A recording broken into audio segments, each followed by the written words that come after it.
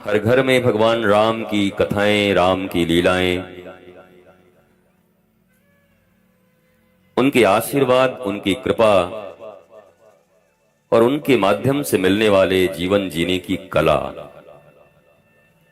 भगवान श्री राम की सबसे बड़ी कृपा है कि तुम जीवन जीना सीख जाओ। नहीं तो अयोध्या के उसी राजमहल में भगवान की उपस्थिति में भगवान के घर में रहने वाली मंथरा की बुद्धि कभी सही नहीं हुई।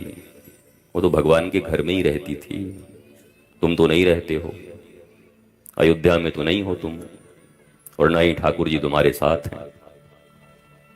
इसलिए बुद्धि पर भरोसा मत करना, न अहंकार रखना। 1.5 मिनट की मंथरा की कैकई के साथ वार्ता और भगवान के घर में उपद्रव मच गया। साधारण संसार वालों की क्या हस्ती है साहब, ठाकुर जी के घर में उपद्रव हो गया। 1.5 मिनट के अंदर में भगवान को वनवास, पति का स्वर्गवास, और जिस बेटे के लिए करती वो बेटा जमीन पे रहने के लायक भी नहीं रहा, वो भी गड्ढे खोद कर रहा 14 साल तक व्रत। पर सिर्फ कुछ क्षण का संगति मनुष्य के जीवन में कितनी विपदाएं ला सकती हैं, रामचरितमानस की कथा ये सिखाती है।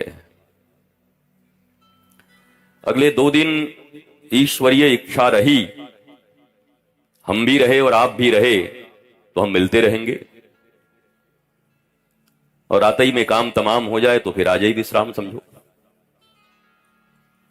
क्योंकि जिंदगी तो हर पल अंतिम पल है, अंतिम क्षण है। जो बरसों के कार्यक्रम बना के बैठे हैं वही रोते हैं। प्लस संत और साधारण मनुष्य में क्या अंतर है? संत प्रत्येक क्षण को जीवन का अंतिम क्षण समझता है, और उसमें जो श्रेष्ठ कर्म हो सकते हैं वो करने का प्रयत्न करते हैं। मनुष्य माया के बस होकर यह सोचता है कि मैं अमर होकर आया हूं, और सैकड़ों हजारों लोगों को मरते हुए देखने के बाद भी न वो पाप छोड़ता है, न अज्ञानता छोड़ता है, न मोह छोड़ता है, न लोभ कम होता है, न कामनाएं कम होती हैं, न ईर्ष्या कम होती है, न क्रोध कम होता है, और उसका जीवन जमशेदपुर टाटा के स्टील की जो फैक्ट्री है, और वहां लोहे गलाए जाते हैं, मैं देखा तो नहीं, पर वहां जो लोग काम करते हैं उस भट्टी में जिस टेम्परेचर पर लोहे पिघल जाते हैं, वहां खड़े होकर के मनुष्य काम करते हैं। कितनी तपस्या है। तपस्या का अर्थ क्या है? जो ताप सहन करता है, टेम्परेचर, गर्मी। तपस्या ताप से बना तप, या तप से बना ताप। तपस्या वो भी कर रहे हैं, तपस्या आप भी कर रहे हो, तपस्या ऋषि मुनि भी कर रहे हैं, तपस्या राजनीतिज्ञ भी कर रहा, तपस्या व्यापारी भी कर रहा, तपस्या सामाजिक पर्सनालिटी भी कर रहा, लेकिन सबके परिणाम अलग अलग। मेहनत प्रायः सबके बराबर है। कोई तन दुखी, कोई मन दुखी, कोई धन बिन रहत उदास, थोड़े थोड़े सब दुखी भैया, अगर कोई सुखी तो एकमात्र श्री राम का दास। जो श्री राम का दास है वही सुखी हो सकता है, बाकी ताप और दुख सबके जीवन में। तो भगवान राम के दास बने कैसे? प्रश्न ये है। ऐसा शायद ही ये कोई हो जो कहे कि मैं नहीं मानता। यहां जितने लोग बैठे हैं बहुत मानते हैं भगवान को, भगवान को प्रेम करते हैं, पूजाएं करते, उपासना करते। क्या कारण है कि आपके जीवन के दुखों का शमन नहीं हो रहा?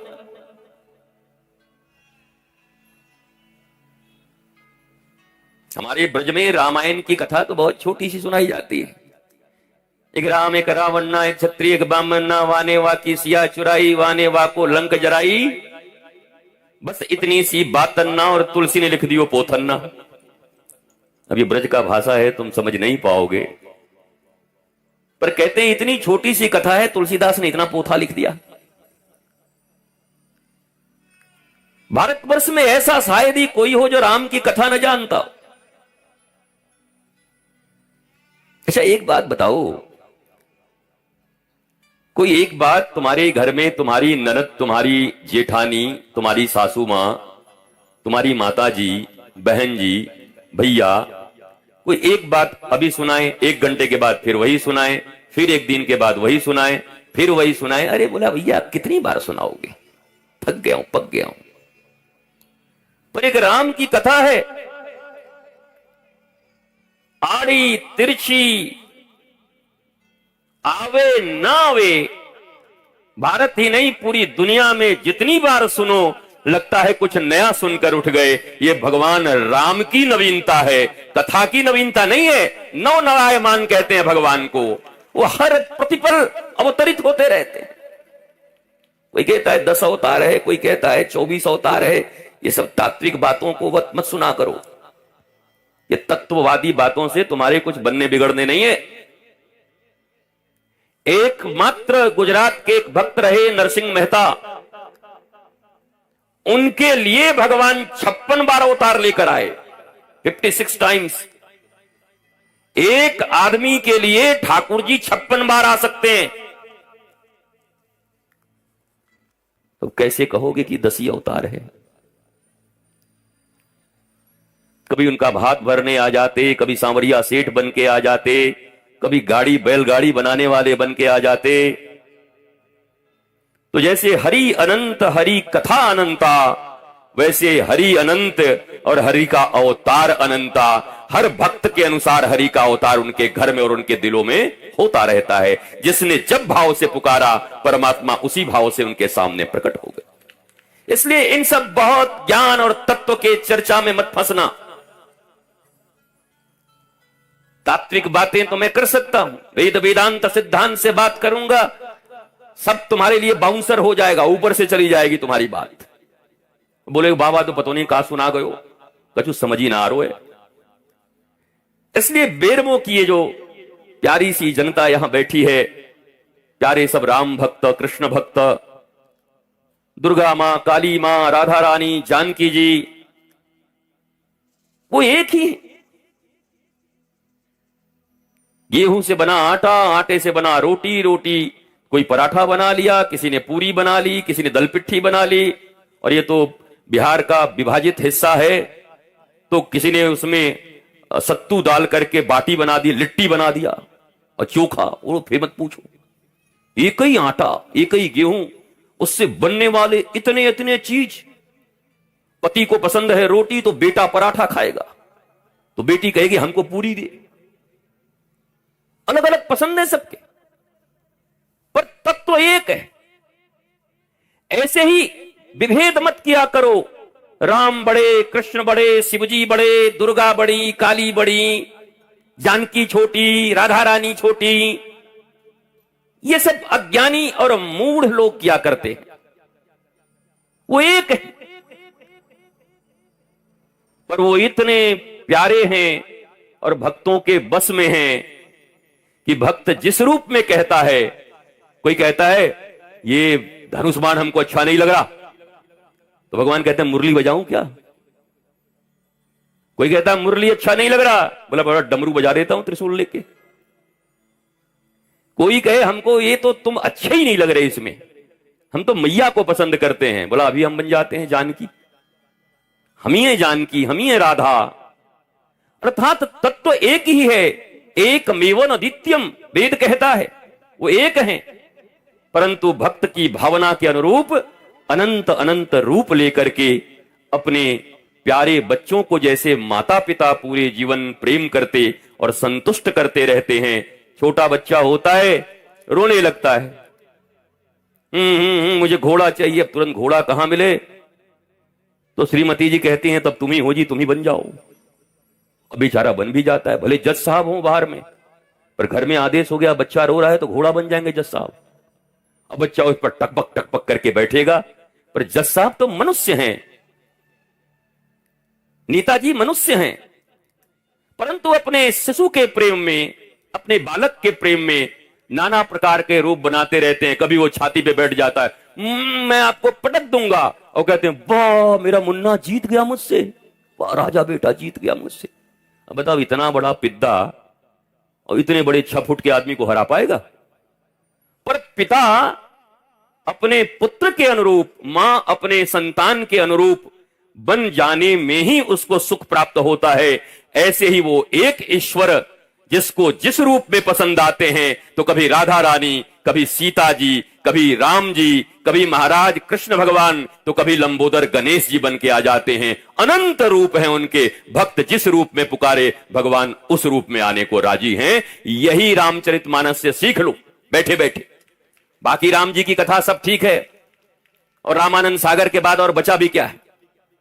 रामानंद सागर ने दिखा दिया है रामायण में। अब उसके बाद तो कोई सच्चा रामायण भी वाल्मीकि कहे तो कहीं बाबा जी को रामायण नहीं आता, बताओ। सीरियल में तो ऐसा नहीं था। अरे माई, सीरियल इंटरटेनमेंट के लिए बनता है, इंटरटेनमेंट, मनोरंजन। उस सीरियल को बनाने का, उन फिल्मों को बनाने का उद्देश्य यह नहीं होता कि उनके दिल में बहुत भक्ति है और वो सबको भक्त बनाना चाहते हैं, बल्कि दिल का उद्देश्य यह होता है क्या बनाने से ज्यादा हम पैसे बना पाएंगे, कमा पाएंगे। उस कर्म का जो उद्देश्य है वो अर्थ है, धर्म नहीं है। थोड़ा सा धर्म भी हो जा रहा है। धर्म, अर्थ, काम, मोक्ष, ये चतुर्विध पुरुषार्थ हैं सनातन धर्म और सनातन संस्कृति के। खैर, सनातन धर्म और संस्कृति की बातें करना तो मुझे अच्छा भी नहीं लगता कि क्या करूं, वो करने से लाभ क्या है। इतनी बड़ी संख्या में आप सब बैठे हो और सब कहते हो हम सनातनी हैं, सब कहते हो हम राम जी को मानते हैं, हम भगवान को मानते हैं, पर सनातन धर्म के जो 16 संस्कार हैं, अगर उन 16 संस्कारों के नाम भी पूछ दूं तो नहीं बता पाओगे। पालन करने की तो बात छोड़ दो। भारत कभी विश्वगुरु था, भारत में सतयुग था, भारत के लोग आनंदित थे, भारत के लोग बिना एसी के ही बाहर भी ठंडक में थे और भीतर भी ठंडक में थे। आज तो एसी में 16 डिग्री टेम्परेचर करने के बाद भी अगर पड़ोसी के घर में नई गाड़ी आ गई तो छाती में आग लग जा रही है। ये एसी बाहर को तो ठंडा कर सकता है, पर जो ईर्ष्या की भट्ठी अंदर में जल रही है, उस ईर्ष्या की भट्ठी को ठंडक देने वाला एसी कौन सा है? ये डनलप तो आ जाएंगे सोने को, पर नींद कहां से लाओगे? तो भौतिक जगत और आध्यात्मिक जगत, 2 जगत होते हैं। मेरी प्यारी माताओं, मैं आपको ही सुना रहा हूं क्योंकि आपकी संख्या ज्यादा है और मैं प्रयत्न कर रहा हूं कि आप जिस भाषा में समझोगे, तो एक आध दिन तो हमको भी समझते थोड़ी देर लगेगी आपको देख के। हम चेहरा देख के समझते हैं कि समझ आ रहा है कि नहीं। वो कोई ऐसे करे हाँ हम समझते हैं इसके ऊपर से गया, अब ये तो यहां कर रहा है, तो और कोई देखते हैं ऐसे करके हम कि हाँ बात बन रही है, अब या मैया को समझ आ रही है बात। मैं प्रयत्न करूंगा और मैं ये भी कह रहा हूं, आज घर जाना तो अपने जितने प्रश्न हो लिख करके अपने जेब में डाल लेना, मत पूछना मुझसे। अब जो दादी को लिखने ना आवे बोले तो हम क्या करें गुरुजी? तुम लिखवा लेना पोते से। जो प्रश्न हैं, जो तकलीफें हृदय में हैं और जो लगता है जिसका उत्तर नहीं मिल रहा, इसका उत्तर कैसे ढूंढूं, वो लिखो। और कथा को कथा की दृष्टि से सुनना। केवल 2 दिन समय है हमारे पास। प्रारंभ से ही आकर के अपने आसन को लेकर के बैठना, नहीं मेला में अपना झूला भी झूल रहे हैं, पूछ रहे हैं वो आए क्या बाबा जी, बाबा जी आ जाएं तब तक एक बार झूला और झूल लेते हैं, तब जीवन भर झूलते रह जाओगे। कथा में कथा ही प्रमुख होती है। जीवन का एक चीज याद रखना, मीरा रानी से सीखना, मेड़ता की महारानी मीरा। मीरा कहती है मेरे तो गिरधर गोपाल। ये कौन सी बड़ी बात कहती, दुनिया में सभी कहते हैं ठाकुर जी मेरे हैं, राधा रानी मेरी हैं, जानकी रानी मेरी हैं, राम जी मेरे हैं, सब कहते हैं। लेकिन ये एक लाइन कहने से न राम किसी को मिलने वाले हैं, न कृष्ण, और न किसी को जीवन में आराम मिलने वाला है। दूसरी लाइन जो मीरा ने कही है वो कहने का साहस होना चाहिए, और स्वीकार करने का और जीने का भी साहस होना चाहिए। मीरा कहती है मेरे तो गिरधर गोपाल, और दूसरा लाइन कहने में, ये तो कलयुग है, झूठों की संख्या, वो कह भी देंगे क्या पता, माने ना माने, पर दूसरा लाइन मीरा ऐसे छाती ठोक के कहती है मेरे तो गिरधर गोपाल दूसरो न कोई। हम क्या कह रहे हैं, आप भी मेरे हैं, आप भी मेरे हैं, आप भी मेरे हैं, आप भी मेरे हैं, आप भी मेरे हैं, आप भी मेरे हैं। भगवान आज तक किसी को भी में नहीं मिला। ये भी और ही का बहुत बड़ा अंतर है, समझ लेना। इसी में सारी निष्ठा है, इसी में सारी भक्ति है, और इसी में सारे सूत्र छिपे हुए हैं। भगवान भी मेरे हैं, दुनिया भी मेरा है, वह भी मेरा है, यह भी मेरा है। भगवान कहते हैं हमारे पास इतनी फुर्सत है तुम्हारे जैसे लोगों के लिए, भी में मैं आ जाऊं। बड़े बड़े ऋषि, बड़े बड़े मुनि, बड़े बड़े वेदज्ञ श्रुतज्ञ, अग्निहोत्र हवन इत्यादि करने वाले, जो वर्षों वर्ष तक हवन इत्यादि करके हवन के धुएं से स्वयं काले हो जाते हैं, धुनी ताप ताप करके जिनकी शरीरें सूख जाती हैं, ऐसे तपस्वियों को भी भगवान जल्दी नहीं मिलता। और हम इतना कैजुअली कह रहे हैं तुम भी मेरे हो, ये भी मेरा है।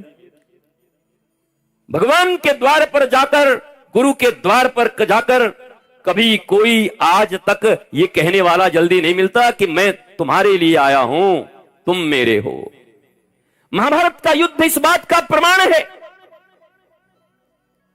दुर्योधन गया और लाखों सैनिकों को मांग कर ले आया, बड़े बड़े ब्रह्मोस और तेजस मिसाइल राफेल लेके आ गया, और चिनुक सब कृष्ण जी से मांग के ले आया। राफेल भी दे दो, चिनुक भी दे दो, हमें लड़ना है, पांडवों को हराना है। अच्छा सुनो, जो सबसे बढ़िया सैनिक है सब दे दो। भगवान ने कहा सब ले जा, मरेगा पक्का। अर्जुन से पूछा तुम्हें क्या चाहिए? अर्जुन ने कहा मैं आपको लेने आया।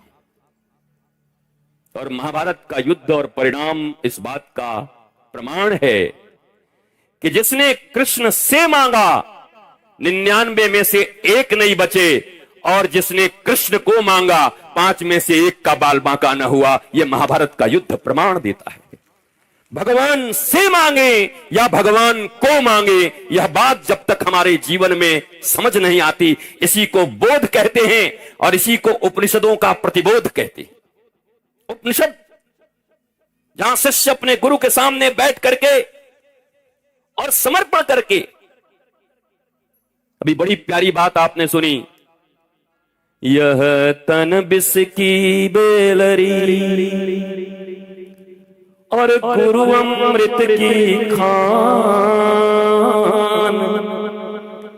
शीस दिए जो सदगुरु मिलया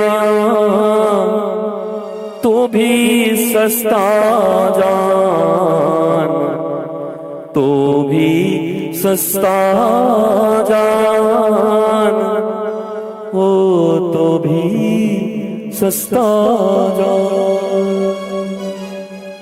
यह धन बिस की बेलरी, इसकी बेलरी है ये। दैहिक दैविक भौतिक ताप है। भगवान श्री कृष्ण कहते हैं ये जगत क्या है, बड़ा दुखालयम।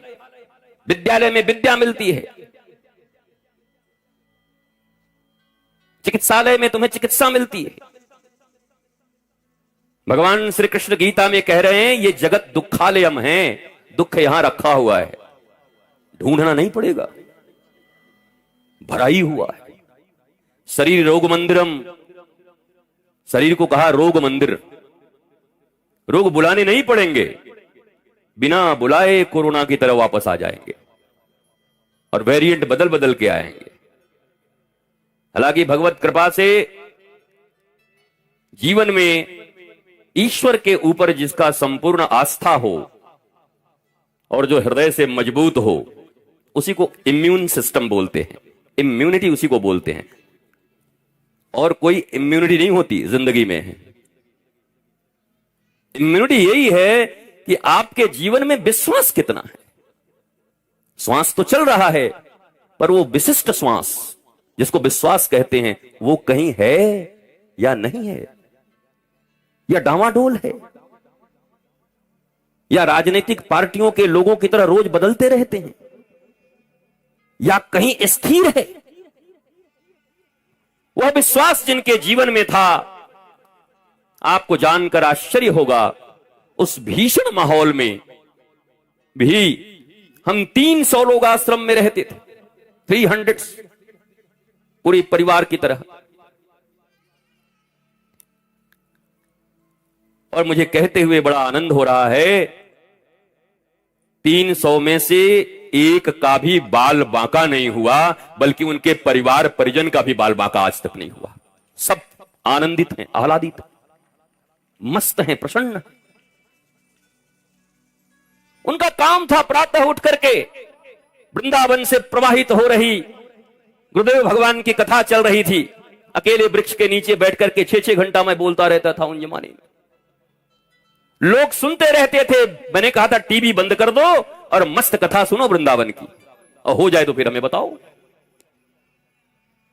धर्म भय का विषय नहीं है, धर्म प्रेम का विषय है।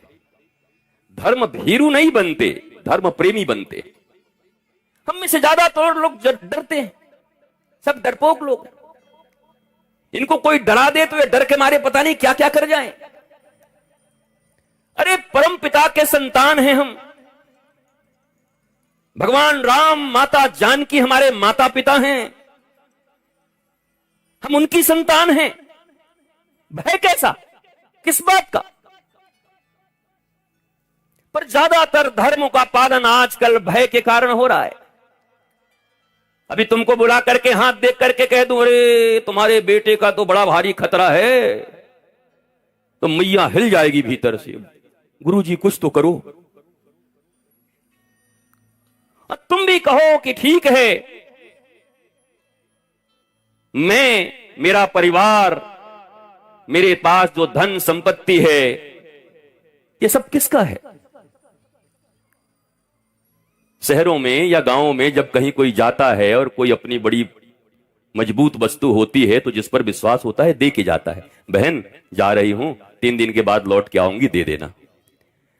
वो 15 दिन के बाद भी लौट करके आए, बोला बहन मेरा वो गहना दे दो, मेरी ज्वेलरी दे दो। तो क्या जिसके पास रख के गई उसको लोभ आ जाता है? बोला देखो बहन, जैसे दी थी वैसे रखा, ले जाओ, मिला लो, तुम्हारा था तुम ले जाओ। इस संसार में तुम्हारे पास बहुत से लोग ऐसे हैं जो अपनी वस्तुएं रख के जाते हैं और फिर आकर ले जाते हैं, तुम्हें कोई दुख नहीं होता, तुम्हें पता है उनका है। मैं आज तक ये नहीं समझ पाया कि इस दुनिया के मालिक तुम खुद को समझते हो? जगत तुम्हारे अनुसार चलता है। तुम जगत के पिता हो या जगत माता हो? कौन हो? कितना अख्तियार है तुम्हारी सांसों पर।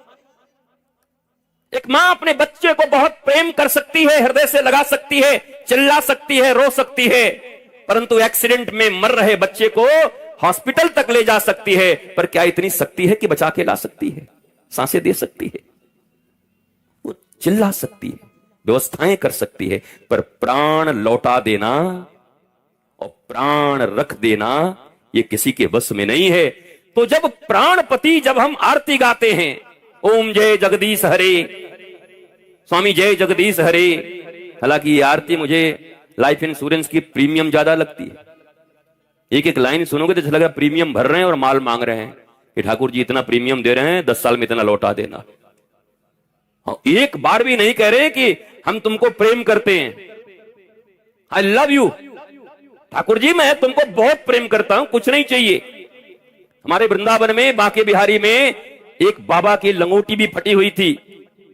वो जब बिहारी जी के सामने से गुजरते तो मुस्कुराते हुए ऐसे दोनों हाथ उठा कर गया, लाला आशीर्वाद है। एक दिन गोसाई ने पकड़ लिया, बोला तू भगवान से भी बड़ा हो गया, भगवान को आशीर्वाद दे रहा है तू। उस प्यारे साधु ने कितनी प्यारी बात कही कि हमारे सुबह से शाम तक छोटे से 7 साल के कन्हैया और ये दिल्ली, चंडीगढ़ और पूरे आसपास से वृंदावन में लोग भरे रहते हैं, सुबह से शाम तक मांगते ही रहते हैं। लाला बेचारा छोटा सा थक जाता होगा, इसलिए मैं जाते जाते कहता हूं, लाला मस्त रहना, आनंदित रहना, मुझे बस चाहिए तो तेरी मुस्कुराहट चाहिए और कुछ नहीं चाहिए। भगवान की ऐसी बातें सुनकर गोसाई जी लोगों ने कहा, बाबा तू ठीक है, तू ठीक, गलती है गो, तुम रोज हमारे लाला को आशीर्वाद दे दियो, तुम हमारे लाला को आशीर्वाद देके जाना, कृष्ण को आशीर्वाद देके जाना। दिल्ली यूनिवर्सिटी से कुछ छात्र आए हुए थे, दर्शन कर रहे थे। अब छात्र तो छात्र आजकल के, वो 2 लाइन अंग्रेजी क्या पढ़ ले कि अपने आप को लॉर्ड मैकेले की मम्मी और लॉर्ड मैकेले की मौसी समझने लगती हैं, चाचा समझ लेते हैं सब अपने आप को। हम मैकेले के गुलाम बैठे हैं यहां पर हम सब। अरे एक बात ध्यान से सुनो भारतवासियों, इंग्लैंड का कोई बच्चा अगर हिंदी ना बोले, उसको बोलना ना आए, तो उनके देश में उसके लिए उसको शर्मिंदगी नहीं उठानी पड़ती, क्योंकि अंग्रेज लोग हिंदी बोलेंगे भी तो कैसे बोलेंगे, हे मैन कहां जाता है, क्या खाता है, क्या करता है।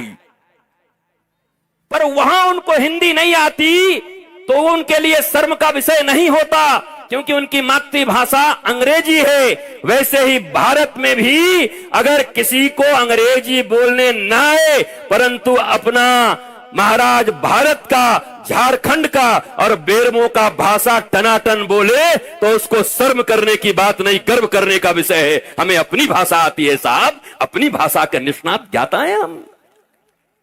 देसी मिर्गी बिलायती बोल, केवल 9 देशों में इंग्लिश बोली जाती है, मात्र 9 देशों, उसको ग्लोबल लैंग्वेज घोषित कर दिया। एंड ग्लोबल लैंग्वेज, जापान अपनी भाषा में बात करता है, चाइना अपनी भाषा में बात करता है, स्पेन अपनी भाषा में बात करता है, जर्मन अपनी भाषा में बात करता है, फ्रांस अपनी भाषा में बात करता है, और ये दुनिया के सबसे समृद्ध कंट्री हैं। इनका लिटरेसी, इनकी इकोनॉमी, ये सब इतने हायर हैं, इतने ऊंचे हैं, पर ये इंग्लिश नहीं बोलते, अपनी भाषा बोलते। इन भारतीयों के भेजे में क्या घुस गया है कि 2 लाइन कोई अंग्रेजी बोले तो सामने खड़ा हुआ आदमी उसको ऐसे देखता है कि जैसे साहब आ गए, घूसखोर आदमी है, काहे को इतना ऐसे देख रहे हो। तुम्हारे पिता जो धोती और कुर्ता पहन करके, गमछा बांध करके, खेतों में किसानी करके तुम्हारा अन्न से पेट भरते हैं, तुम्हारी मैया जो एक धोती पहन करके तुम्हें पालती है, इस दुनिया में अगर तुम्हारे लिए कोई सबसे बड़ा हीरो और हीरोइन होगा तो तुम्हारे माता और पिता हो सकते हैं। कोई आलिया फालिया भट्ट फट्ट नहीं हो सकता, माता पिता हो सकते। माता पिता की तस्वीरें लगाओ। आलिया भट्ट से पूछा किसी ने, पत्रकार ने, कि भारत के प्रधानमंत्री का नाम बताओ, बोले पृथ्वीराज चौहान। बताओ इसकी बुद्धि देखो, उसकी तस्वीरें लगा लगा के हमारे बच्चे बैठे, भारत के नौजवान। बोलो ये गुलामी किसने भरी आपके भीतर में?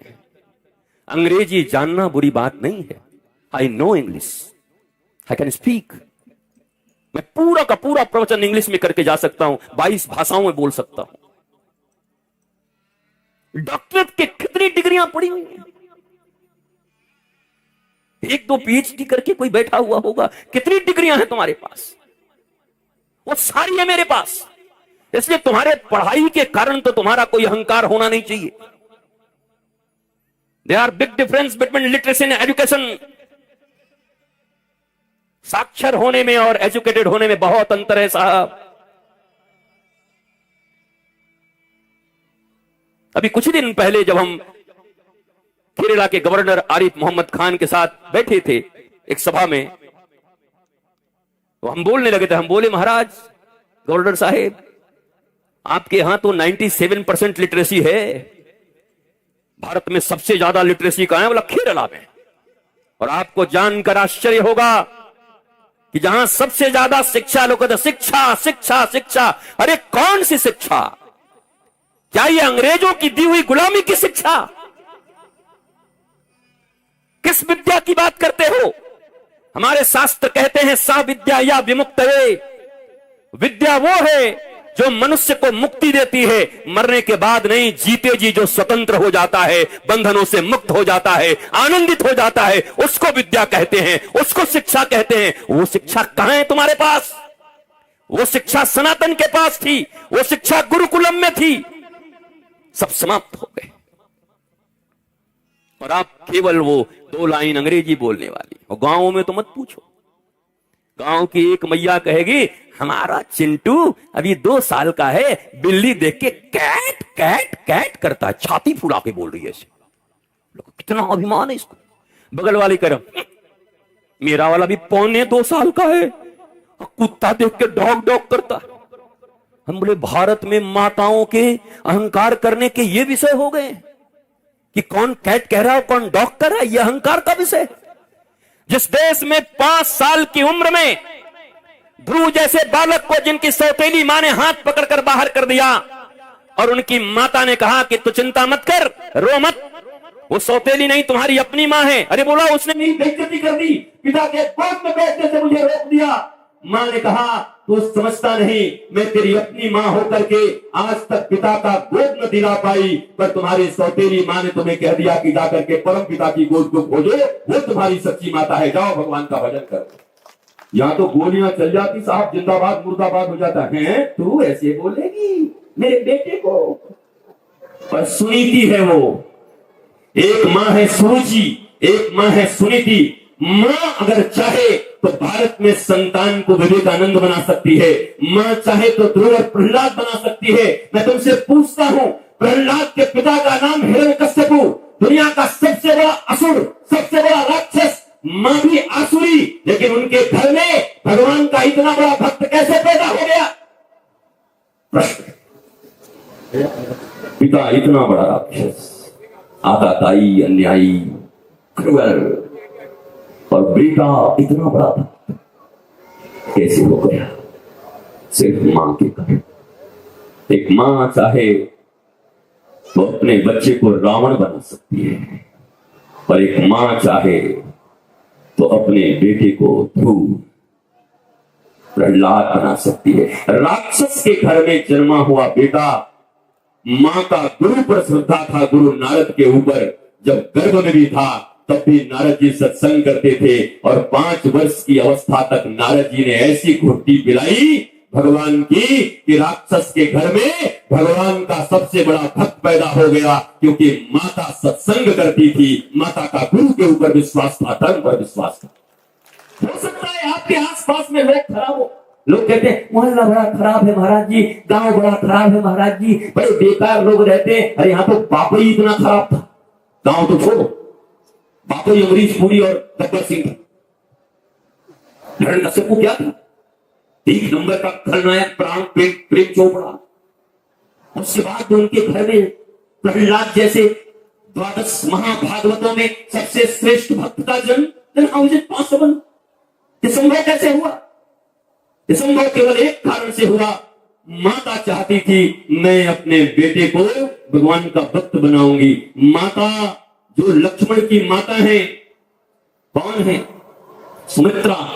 सुमित्रा कहते हैं पुत्रवती जुवती जग सोई, जाकर सुत रघुपति प्रिय भगत हुई। अरे सुन लो माताओं, इस दुनिया में लक्ष्मण जी की माता ने सभी माताओं को ललकारा है, और ललकार कर कहा है सुनो, जननी हो सकती हो, जन्म देने वाली, पर मां बनना कठिन है। बोला मां कौन हो सकती है? बोला मां उसी को कहेंगे जिसने अपने बेटे को भगवान राम और कृष्ण का भक्त बना दिया हो, उनके प्रति हृदय में प्रेम भर दिया हो, वो मां कहलाने की अधिकारिणी है। भारतवर्ष में ऐसी माताएं हैं जिन्होंने 5-5, 8-8 वर्षों को बच्चे को आत्मज्ञान दे दिया। मदालसा माता ने 8 वर्ष के अपने अनर्थ को आत्मज्ञान दे दिया, जो बड़े बड़े ऋषियों, महर्षियों और तपस्वियों को नहीं मिलता। अपने 7 से 8 साल के बच्चे को सेल्फ रियलाइज पर्सनालिटी बना दिया। सेल्फ रियलाइज पर्सनालिटी कौन सी पर्सनालिटी? केवल और केवल मां के कारण, संस्कार के कारण। भारत में रिचुअल्स बहुत ज्यादा है। हम पेड़ पूजते हैं, पहाड़ पूजते हैं, और ये बड़ी अच्छी बात है।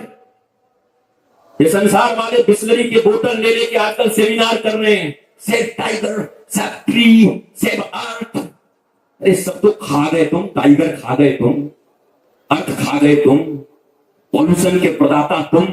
बिस्लरी का बोतल लेके 500 एसी चलाकर और सारे घुसखोर बैठकर कह रहे हैं सेव टाइगर, और टाइगर के चमड़े यही देख रहे। ये बचाएंगे? ये कैसे बचाएंगे? पर हमारा देश देखो, भारत, जहां बचपन से ही बच्चों को सिखा दिया जाता, हमारे यहाँ नदी को नदी नहीं, हर नदी को मां कहा गया। गंगा हमारी मां, यमुना हमारी मां, सरस्वती हमारी मां, सरयू हमारी मां है। हमने नदियों को मां कहा। हमने वृक्षों में देवताओं के दर्शन किए, पीपल में भगवान के दर्शन किए, बरगद में भगवान के दर्शन किए, नीम में देवी माता का दर्शन किया। हमने ट्री ऐसे बचाए, उनके हृदयों में हमने श्रद्धा दी। और ये बिस्लरी के बोतल खोलने वाले जंगल चोर खुद ही जंगल चुराते हैं और सेमिनार करते हैं बैठ के। आज बहुत बड़ा ग्लोबल सेमिनार हुआ, किस चीज का? बोलो, वृक्ष बचाओ। अरे हमारे यहाँ तो वृक्ष काटने को ही मना है। हमारे वृंदावन में तो कहा जाता है, वृंदावन के वृक्षों को मरम न जाने कोई, जहाँ डाल डाल और पात पात पर श्री राधे राधे हो। हमारे यहाँ के पत्तों में राधा रानी का वास। भारत ने नदियों को बचाया, भारत ने पहाड़ों को, कामतगिरी पर्वत जिनको हम भगवान मानते हैं, गिरिराज भगवान गोवर्धन जिनको हम भगवान मानते हैं, हमने पहाड़ों को भगवान माना, देवता माना। जीव जंतुओं में भगवान के दर्शन किए तो हमें जंगली कह दिया गया, हमें पिछड़ा कह दिया गया। और ये तथाकथित उन्नत देश ये सारे पॉल्यूशन करके, जंगल मिटाकर, और अब बिस्लरी के बोतल ले लेके सब बचाने चले। इनसे बचेगा? हमारे यहाँ तो बचपन से हमारी संस्कृति ने बचाया। ऐसी खुट्टी पिलाई जाती थी हमारे धर्म में, हमारी संस्कृति में, कि हर बच्चा जाते पीपल को प्रणाम करता, हर बच्चा जाते नीम में माता का दर्शन करके आता और उनको प्रणाम करता। ये संस्कार हमारा था। 16 संस्कारों के नाम नहीं जानते मेरे भाई बाप। आप भारत को विश्वगुरु कैसे बनाओगे? अरे राम कथा सुनने आए हो, झूठ मत बोलना। यज्ञ में बैठे हुए हो, हाथ उठा करके बोलो कि तुम्हारे घरों में कौन से किनके घर में ऐसे सारे बेटा बेटी हैं जो प्रातः उठ करके दंडवत होकर के ऐसे नहीं, घुटना छू करके नहीं, ऐसे प्रणाम, वैसे ऐसे प्रणाम करने वाले घुटना तोड़ दे। एक तो खड़ा होकर प्रणाम, हमके प्रणाम कर रहा है, तो छाती दिखा रहा है, तू तेरा परिणाम बड़ा खराब होगा। ऐसे प्रणाम नहीं करते। प्रणाम का परिणाम, प्रणाम मतलब झुकना, प्रणत प्रणत। ये जो शीश है ना, ये शीश झुका देना, ये शीश सदगुरु को दे देना। शीश काट के देना मतलब गर्दन मत काट देना, नहीं हमारे ऊपर मुकदमा हो जाएगा झारखंड में। लोग कहेंगे बाबा आके बोला था कि सदगुरु मेरा ये क्या, यह तन विस्की बेलरी, गुरु अमृत की खान, शीश दिए जो सदगुरु मिले तो भी सस्ता जान। शीश काटने का मतलब है, ये सिर ये है, देखो ये 2 आंखें, ये कान, ये नासिका, ये जिह्वा, और यहाँ एक अखरोट की तरह इतनी बड़ी जो चीज है जो तुमको बड़ा परेशान करती है, जिसका नाम माइंड है, दिमाग। इतनी बराबर है अखरोट के बराबर। वो जीने नहीं देता किसी को, ना खुद को जीने देता, ना किसी और को जीने देता। इतना परेशान करता है। सिर देने का मतलब है ये आंखें क्या देखें, इन कानों से क्या सुनना है, इन नासिकाओं से कैसी सुगंधी लेनी है, इन जिह्वा का इनटेक और आउटगोइंग कैसे ठीक करना है, लेना भी अंदर क्या है और बाहर बोलना भी क्या है, और ये जो खोपड़ा है इस खोपड़े को ठीक कैसे रखना है। सिर्फ देने का इतना ही मतलब है, पूरा शरीर तुम्हारा हो पर इतना अपने गुरुदेव के चरणों में समर्पित कर देना और कह देना मेरे गुरुदेव आज के बाद वही देखूंगा जो आप कहोगे, वही सुनूंगा जो आप कहोगे, वही प्रसाद के रूप में लोगे जो हमारे देवता को भोग लगेगा, और बुद्धि में सदा आपके ही गुणगान और हरि का गुणगान होता रहेगा। तो मैं सच कहता हूं यह विष की बेलरी अमृत की खान बन जाएगी, तुम्हारे जीवन में मुस्कान आ जाएगी, तुम्हारा जीवन आनंदित आह्लादित हो जाएगा, तुम प्रेम से भर जाओगे। हजारों लाखों कथाएं सुन लो, इतने लोग तो कथा सुनने का भी अहंकार रखते हैं। महाराज जी हमके हाँ बताओ बाबा 115 कथा सुने, हाल चाल और आगे बताओ। ये बेटा नाती बात नहीं सुनते, हमें तुम्हारी कथा सुनने का फल क्या मिला? 108 कथा सुन गए, मिला क्या तुम्हारी कोई बात नहीं सुनता? ये वो देश है जिन रामायण को लेकर के भगवान को लेकर के यहाँ बैठे हो और रामायण की कथा सुनने बैठे हो। इस रामायण में ही लिखा हुआ है प्रातः काल उठ के रघुनाथा मातो पिता गुरु नावै माथा। ये हमने नहीं लिखा, ये हमने जोड़ दिया आगे चला के। रघुनाथ कौन है? स्वयं भगवान होकर के पहले जब सुबह सुबह प्रातः भगवान उठते हैं तो 3 काम उनके हैं। माता के चरणों में प्रणाम करते हैं दंडवत होकर के, पिता के चरणों में प्रणाम करते हैं और गुरुदेव के चरणों में प्रणाम करते हैं। झूठ मत बोलना, हाथ उठाकर बोलो। तुम्हारे घरों में कितने संतान हैं और कितने घरों में दंडवत होकर के तुम्हारे। अब माई को एक भी अच्छा नहीं, कितनी माताएं कहने चलो चलो ये बाबा बहुत उल्टा सीधा बोलता है। क्यों? चोट लग गई। तुम्हारे बेटे तुम्हारी बात नहीं सुनते, तुम्हारी बेटियां तुम्हारी बात नहीं सुनती, तुम गलियों में और मोहल्लों में उनका निंदा करते चल रहे हो। अरे मैं तुमसे पूछता हूं, कई बार मैंने सुना है कोई कहता है मेरा बेटा तो बड़ा अच्छा था पर जब से 3 महीने से चुड़ैल आई हमारे बेटे को उड़ा के ले गई। इतने पैसे खर्च के चुड़ैल लाई थी कि बहू लाई थी? तुम्ही तो लाई थी ना। और मैं फिर एक प्रश्न करता हूं तुमसे, 9 महीने तक पेट में तुमने रखा, 20-21 साल तक उंगलियां पकड़ करके तुमने चलाए, क्या संस्कार की घुट्टी पिलाई कि 3 महीने में कोई लेके उड़ गई चुड़ैल? ये कैसी भाषा है?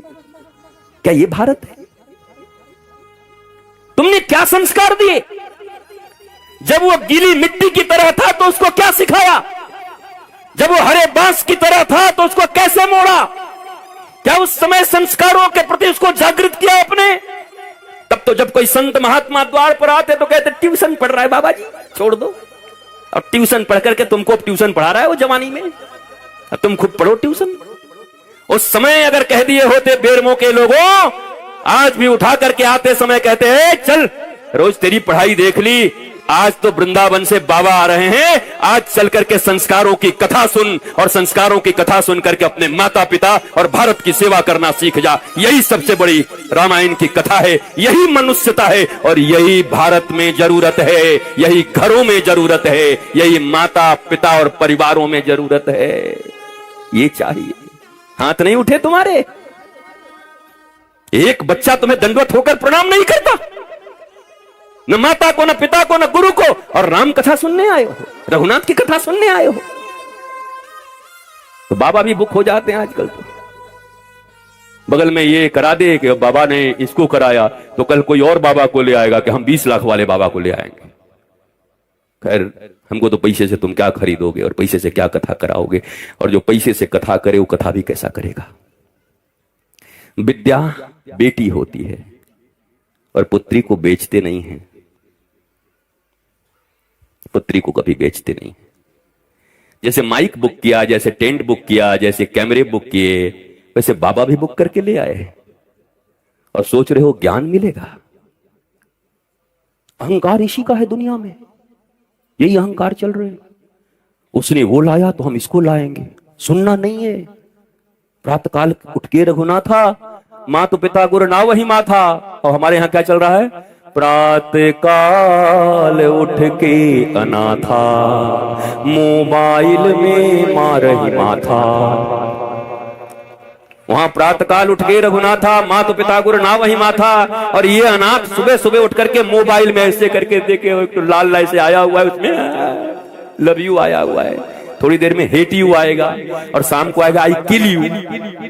तुम्हारी बुद्धि हरी हो जाएगी इतने में। Love you, leave you, kill you, मरोगे ऐसे ही, पूरी जिंदगी मर रहे हो उससे। मोबाइल में जिंदगी